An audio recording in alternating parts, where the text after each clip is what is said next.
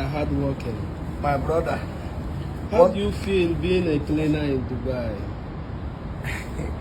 My brother, is a thing of joy.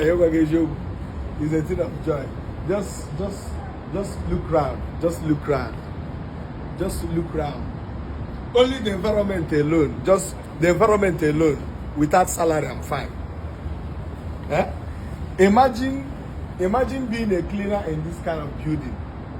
Imagine being a cleaner in this kind of environment. Nobody's chasing you. No police. No EFCC. No NEPA lights. No go and bring this. No go and buy fuel for gen. Nothing. Peace of mind. Peace of mind. Okay, I'm fine. So you are not planning to go anytime soon? Like going back to your country, Nigeria? I will never. You see, but okay, and I hope a shares a look at my neighbors. Look at my neighbors. Just come and look. Just come and sit down. Come go and see everywhere. But my question is, when will Nigeria be like this? Because when you are living in this kind of environment, your life will be. Why won't you reach 200 years? In Nigeria, if you are 70 years and die, I say, hey, but here, why will you not reach 100 years? Look at, no noise, see ambience, see road, see road. This whole building, nobody get generator. This whole building, nobody get generator. This whole building, no. See, I swear with my and when he gave me, happen in Nigeria. Oh, you will have Nigeria. We are going from Namego. Again, Unyo will have home. Mlana, come docker my passport. I'm a docker my passport. You may want to learn passports. Dubai. Are you serious? Yes, I want to learn passport to Dubai. And you're a cleaner. How come you got the passport? No. No, I promise you, I get you. So and you want to tear your passport? Okamanga promise to get passport to Dubai. Karangi Jinke Nigeria Laka. What happened to Nigerian oil? Is it not a passport? Kaho ID card. Kaho ID card. You can that one here GMA we withdraw echo.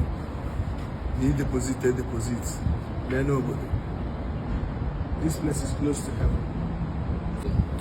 From you see this road now. You see this road.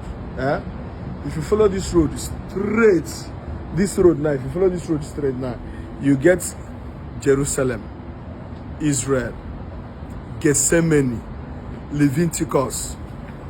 If you follow this side, you will get the house of Abraham. Our Bible says, I will bless the descendants of Abraham.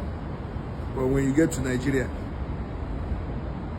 after Abakaliki, give with the village of Pontius Pilate.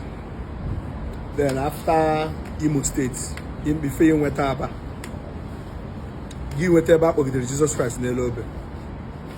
Then after Abia State, give with the Zeba Halorok, Nime Church in Jesus Christ.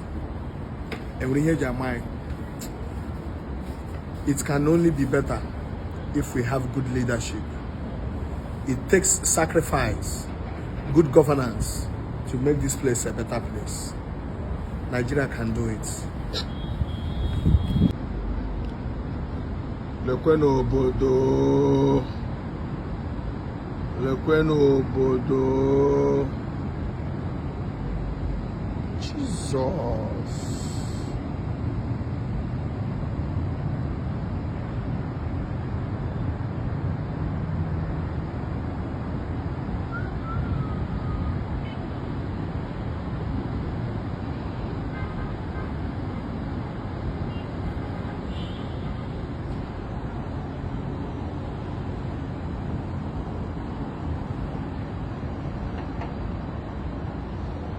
Almost.